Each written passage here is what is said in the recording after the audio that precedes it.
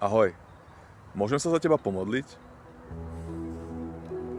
Drahý Bože Oče, dávaj pokoj tomuto človeku na svojej ceste. Prosím ťa, dovol tomuto človeku prijať do svojho srdca to, ako si ho alebo ju unikátne s láskou stvoril. Tak prosím, pomôž tomuto človeku to prijať do svojho srdca. Že to, aký je odlišný od ostatných ľudí. Čo je na ňom unikátne.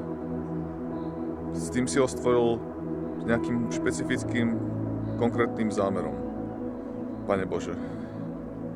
S nejakým zámerom v láske.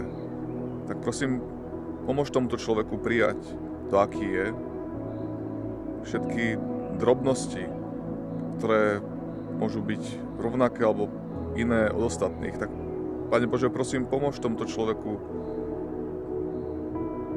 sa prijať bez nejakých porovnávaní alebo bez toho, aby na seba negatívne pozeral. Prosím, pomáhaj mu používať tie dary a zručnosti,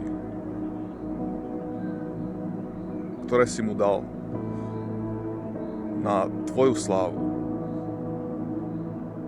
V láske a v pokoji nech kráča svojim dňom s vedomím, že ty si ho stvoril, lebo si tohto človeka veľmi miloval a ho miluješ a chceš, aby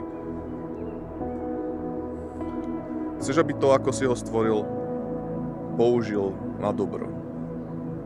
Použil na svoje potešenie a radosť v tvojom mene. Tak nech sa deje tvoja vôľa, Bože. Amen. Tak ti prajem požehnaný deň a žehnám ti, aby si kráčal alebo kráčala s Bohom. Ahoj.